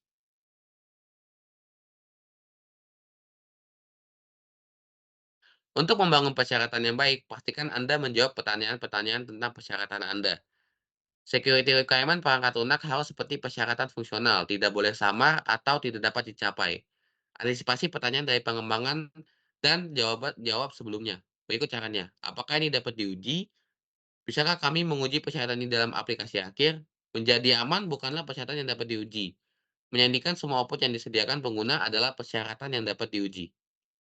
Yang kedua adalah apakah ini dapat diukur. Ketika Gojek menguji ini, bisakah Gojek menentukan cakupan dan efektivitasnya? Yang ketiga adalah apakah ini lengkap. Apakah kita melupakan sesuatu? Apakah kita mewajibkan pemeriksaan untuk data yang disediakan pengguna ke basis data tetapi bukan log? Yang keempat, apakah ini jelas? Apakah orang-orang yang bertanggung jawab untuk merancang, mengimplementasikan, menguji, dan memenuhi persyaratan ini memahami maksud dari persyaratan tersebut?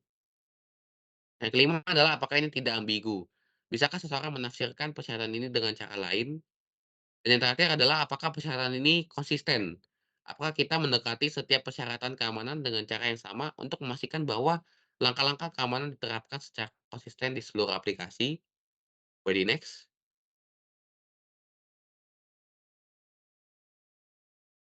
Lalu penerapan security requirement di Gojek adalah dalam menghadapi dan meminimalkan kerawanan data, perusahaan Gojek menggunakan beberapa metode pengamanan data yang terkait dengan electronically safe, physically safe, dan procedurally safe.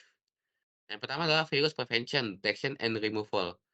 Metode pengamanan yang berhubungan dengan virus, perusahaan menggunakan software antivirus ASAP NOD32 versi 4 untuk melindungi sistem dari dan file dari virus. Antivirus ini memberikan proteksi real-time untuk file sistem, email klien, akses web, dan anti-spyware protection. Yang kedua adalah periodical data backup. Data backup dilakukan secara langsung melalui program otomatis di SQL Server. Hasil backup data juga disimpan pada eksternal data storage yang lainnya. Backup dilakukan setiap hari, sedangkan penggandaan ke eksternal data storage dilakukan 1 minggu sekali. Data di backup untuk menanggulangi perusahaan Gojek kehilangan data dari customer atau pengguna Gojek. Yang ketiga adalah firewall installation. Perusahaan Gojek dapat menggunakan firewall, yaitu suatu data atau mekanisme yang ditetapkan baik terhadap hardware, software, ataupun sistem dengan tujuan untuk melindungi. Pelindungan yang dilakukan adalah dengan menyaring, membatasi, dan menolak semua kegiatan dari luar atau demilitarized zone. Segmen perusahaan yang tidak memiliki hak melakukan akses atau unauthorized access. Segmen yang dimaksud di sini adalah server, router, dan LAN. Yang keempat adalah establishment of IT organization. Perusahaan memiliki organisasi dan sumber daya IT yang mencukupi untuk menangani masalah dengan cepat. Boleh di next?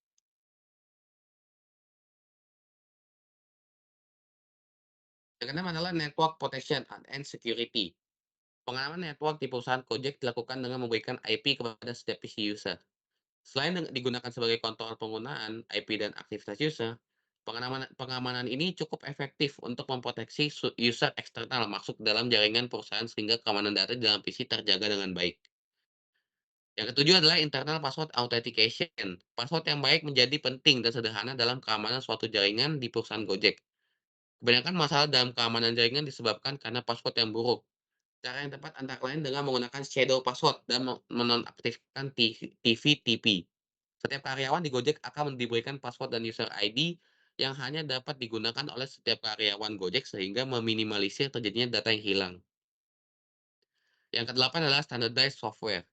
Untuk meminimalisir kerawanan data, perusahaan Gojek menerapkan kebijakan instalasi software standar pada setiap user. Di samping itu, hal ini ditujukan untuk memaksimalkan kerja sistem komputer, kerja karyawan bersangkutan dan menghindarkan dari pemakaian software bajakan.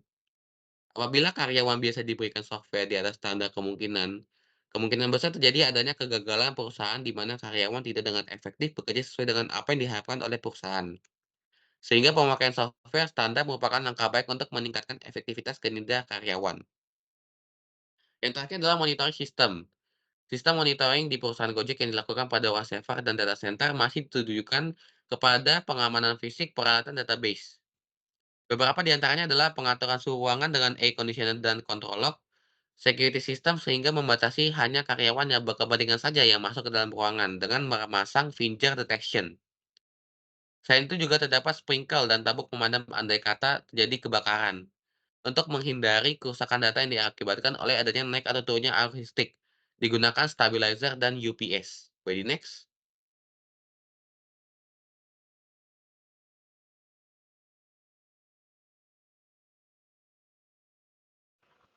Oke, selanjutnya ada availability requirements. Nah, apa itu availability requirements? Availability requirements atau persyaratan ketersediaan adalah persyaratan yang menentukan seberapa sering dan seberapa lama sebuah sistem aplikasi atau layanan harus tersedia dan dapat diakses oleh pengguna. Ini merupakan salah satu aspek penting dalam merancang dan mengembangkan sistem yang handal dan efektif. Dengan kata lain, ini menentukan waktu aktif yang diharapkan atau jumlah waktu sistem harus tersedia untuk digunakan. Ketersediaan menyeratkan waktu aktif minimum dan tingkat kinerja yang disepakati untuk layanan directory. Ini merupakan salah satu aspek penting dalam merancang dan mengembangkan sistem yang andal dan efektif. Selanjutnya, availability requirements pada perusahaan Gojek. Perusahaan Gojek Indonesia memiliki berbagai persyaratan ketersediaan untuk berbagai peran. Sebagian besar posisi, terutama yang terkait dengan layanan pelanggan atau operasional, memerlukan tingkat ketersediaan yang tinggi. Pengemudi misalnya, diharapkan tersedia sesuai jadwal mereka sendiri, dengan lebih banyak waktu kerja berarti lebih banyak peluang penghasilannya. Peran manajemen dan kolaboratif memerlukan ketersediaan konsisten selama jam kerja standar.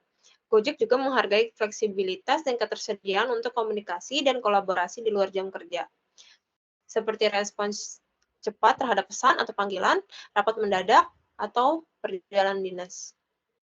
Ketersediaan dapat berubah dinamis sesuai perkembangan produk, proyek, atau situasi pasar. Karyawan diharapkan memiliki fleksibilitas dan kemampuan beradaptasi dengan perubahan kebutuhan yang mungkin terjadi. Nah, penting untuk diingat bahwa ketersediaan bukan hanya tentang waktu yang dihabiskan di tempat kerja. Perusahaan Gojek Indonesia, seperti banyak perusahaan modern lainnya, juga menghargai fleksibilitas dan ketersediaan untuk berkomunikasi dan berkolaborasi secara efektif di luar jam kerja standar. Ini bisa berarti respon cepat terhadap pesan atau panggilan, ketersediaan untuk rapat mendadak, dan lainnya. Boleh di next.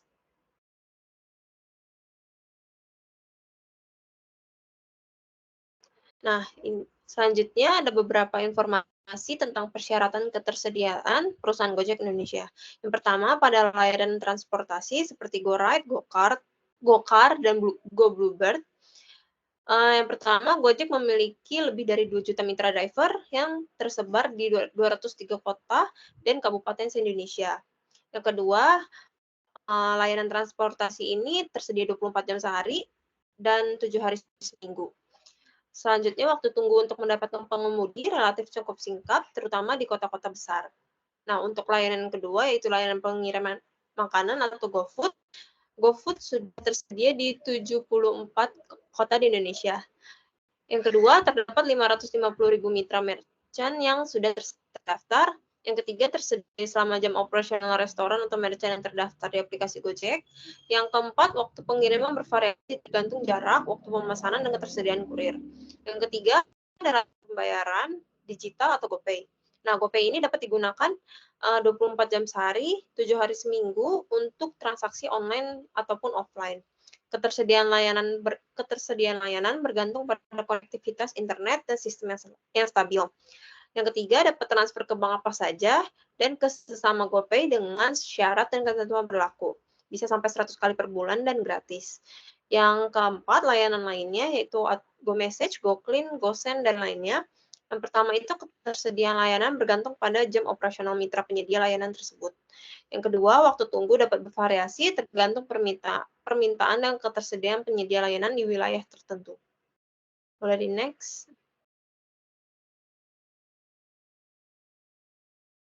Selanjutnya ada legal requirements. Nah, apa itu legal requirements? Legal requirements atau persyaratan hukum mengacu pada berbagai peraturan undang-undang dan regulasi yang harus dipatuhi oleh sebuah perusahaan atau organisasi dalam menjalankan bisnisnya.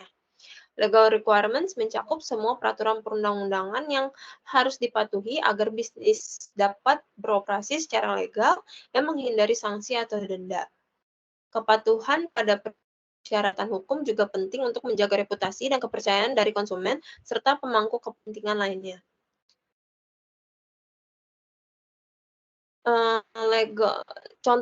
Beberapa contoh legal requirements itu bisa peraturan tenaga kerjaan seperti kayak upah minimum, jam kerja maksimum, tunjangan, jaminan sosial tenaga kerja, dan lainnya.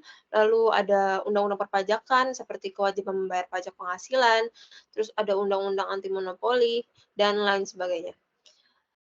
Selanjutnya, legal requirements pada perusahaan Gojek. Perusahaan Gojek misalnya, ia menyatakan dalam situsnya bahwa perusahaannya adalah perusahaan teknologi, yakni menggunakan teknologi aplikasi sebagai salah satu cara transaksi dalam rangka memberikan kemudahan akses bagi konsumen dalam memesan ojek. Oleh karenanya, ia tidak diwajibkan untuk memiliki izin usaha transportasi atau angkutan umum yang disupportnya. Jadi, sebagai pelaku usaha penghubung, perusahaan teknologi seperti Gojek sebetulnya tidak wajib memiliki izin usaha seperti perusahaan angkutan umum. Perusahaan Gojek Indonesia sebagai salah satu perusahaan teknologi terkemuka di Indonesia tunduk pada berbagai peraturan dan persyaratan hukum yang mencakup berbagai aspek operasional dan bisnisnya. Boleh dilanjut? Boleh di next.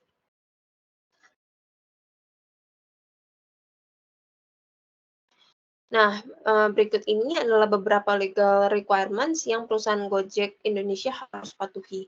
Yang pertama itu ada peraturan transportasi. Sebagai perusahaan yang beroperasi dalam industri transportasi, Gojek tunduk pada regulasi transportasi yang dikeluarkan oleh pemerintah Indonesia. Nah, ini mencakup persyaratan lisensi operasi, regulasi terkait armada kendaraan, standar keselamatan, dan persyaratan lain yang ditetapkan oleh otoritas transportasi setempat. Yang kedua itu ada izin operasional. Gojek harus memiliki izin operasional khusus untuk layanan transportasi online dari Kementerian Perhubungan. Ini meliputi izin untuk mengoperasikan layanan seperti GoRide, GoCar, dan GoBluebird. Gojek juga harus memastikan mitra pengemudinya memiliki persyaratan seperti SIM, STNK, dan asuransi yang berlaku. Yang ketiga, itu ada peraturan perusahaan. Nah, Gojek juga mematuhi berbagai peraturan perusahaan yang meliputi hukum ketenagakerjaan, pajak perusahaan, dan hukum perdagangan. Bahkan persyaratan terkait pembayaran upah, keamanan kerja, dan aspek pajak seperti PPh Badan dan PPN. Nah, yang keempat ada perlindungan data.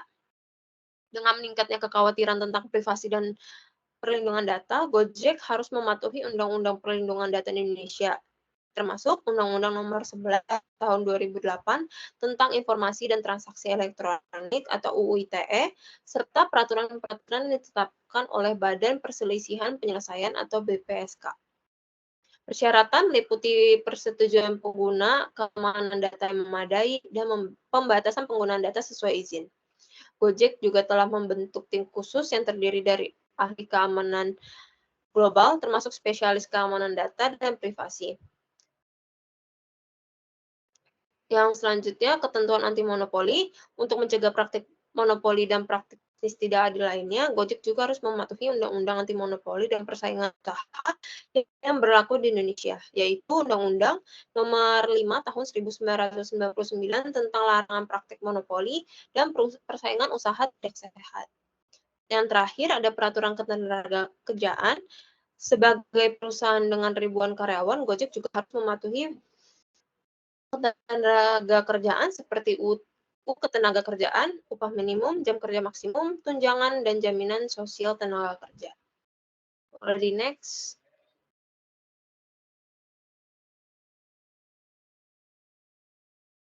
Selanjutnya ada other requirements. Other requirements ini berarti suatu persyaratan selain spesifikasi teknis yang dikenakan pada suatu produk untuk tujuan melindungi, khususnya konsumen atau lingkungan, dan yang mempengaruhi siklus hidupnya setelah dipasarkan seperti kondisi penggunaan. Other requirements atau persyaratan lain mengacu pada berbagai persyaratan tambahan harus dipenuhi oleh sebuah perusahaan atau organisasi selain legal requirements dan availability requirements. Other requirements pada perusahaan Gojek, yaitu Gojek melindungi mitranya dengan berbagai tindakan. Nah, apabila Gojek mengetahui atau mempunyai alasan yang cukup untuk menduga bahwa pengguna telah melakukan tindakan asusila, pelanggaran, kejahatan, atau tindakan lain yang bertentangan dengan ketentuan penggunaan atau peraturan perundang-undangan yang berlaku, maka Gojek berhak untuk dapat membekukan akun, baik sementara ataupun permanen.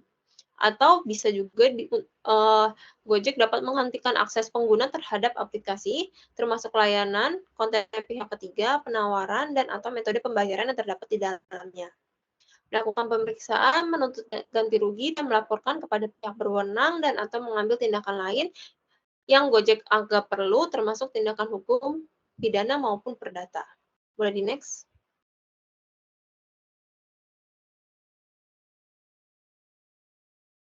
Nah, berikut ini adalah contoh dari beberapa other requirements yang perlu dipertimbangkan oleh perusahaan Gojek Indonesia. Yang pertama itu ada teknologi dan inovasi.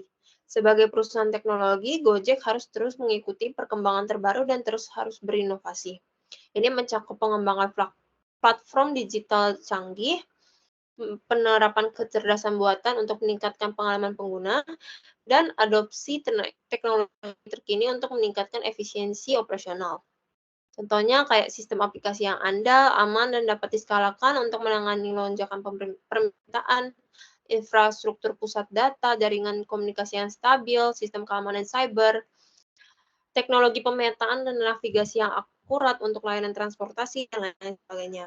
Nah, yang kedua ada pengelolaan data. Gojek mengumpulkan dan memproses jumlah besar data pengguna setiap harinya.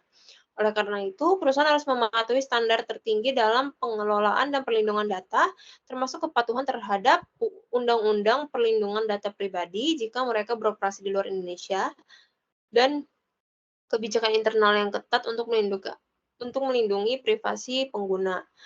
Yang ketiga, ada diversifikasi layanan. Gojek dapat mempertimbangkan untuk diversifikasi layanan mereka untuk menciptakan sumber pendapatan yang beragam dan memperluas pangsa pasar.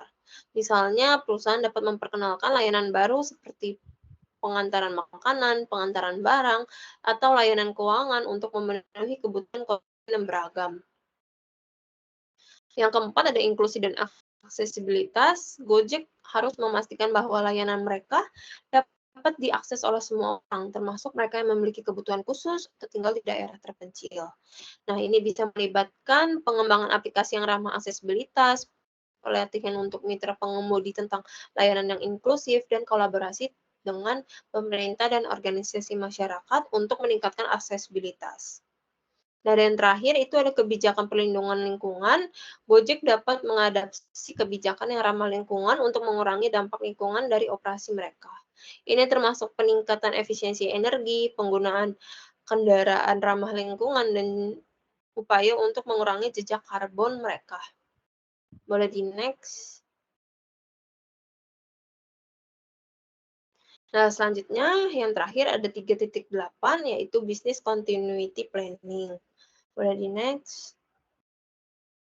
Nah, business Continuity Planning atau BCP adalah sebuah strategi untuk mengatasi keadaan di mana kondisi bisnis harus dapat terus berjalan pasca terjadinya bencana. Nah, BCP ini dikaitkan dengan bagaimana posisi suatu organisasi dalam merencanakan dan membuat rencana kerja untuk mengantisipasi kondisi organisasi tersebut saat terjadinya bencana dan memastikan bisnis dapat berjalan minimal organisasi masih dapat memberikan layanan setelah pasca bencana terjadi. Nah, rencana bencana yang ditetapkan secara sistematis sebagai respon dari kejadian disrupsi yang diidentifikasi. Nah, berikut beberapa dokumen yang perlu dipersiapkan untuk membuat bisnis ini.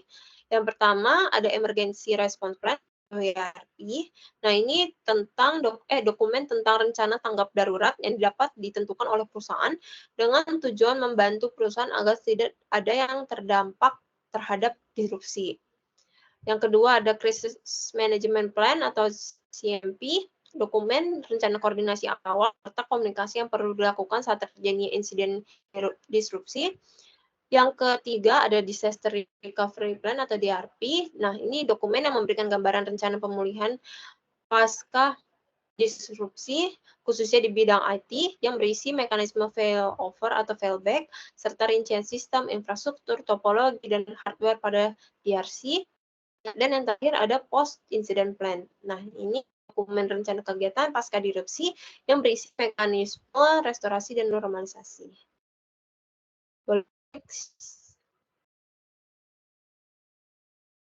Nah, berikut adalah beberapa langkah yang dapat diambil Gojek dalam merencanakan dan melaksanakan bisnis continuity planning mereka. Yang pertama ada identifikasi ancaman dan resiko. Nah, Gojek harus mengidentifikasi semua resiko potensial ancaman yang mungkin mempengaruhi operasional mereka, baik itu bencana alam, gangguan teknis, serangan cyber, atau gangguan internal lainnya. Hal ini dapat dilakukan melalui analisis resiko menyeluruh yang melibatkan semua departemen dan unit bisnis. Lalu menilai dampak dan probabilitas untuk memprioritaskan mitigasi resiko.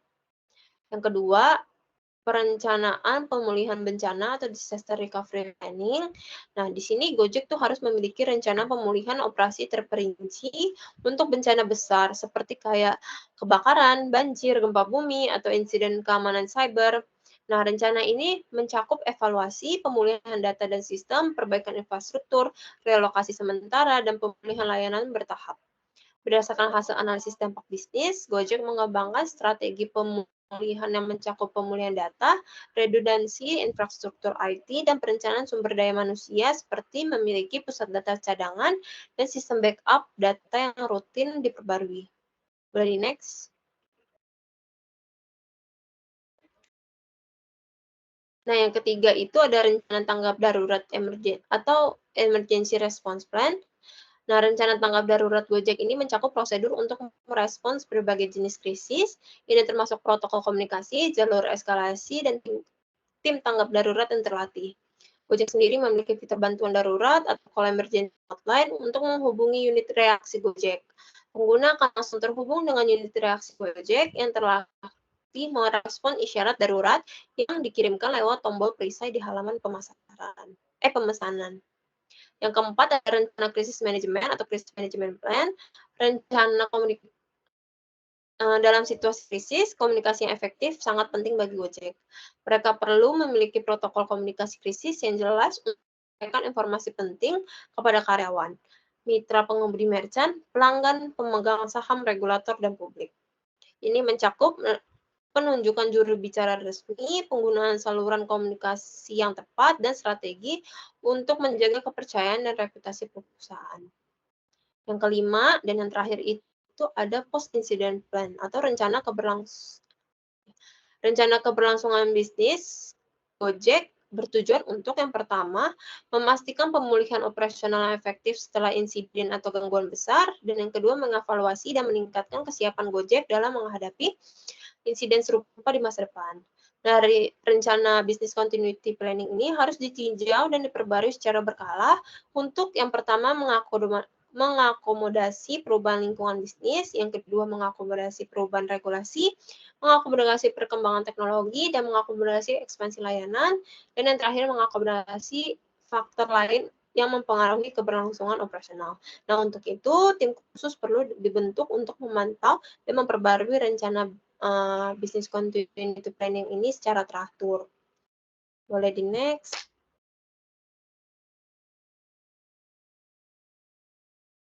Nah, sekian presentasi dari kelompok kami. Mohon maaf bila ada salah kata. Selamat pagi dan sampai jumpa.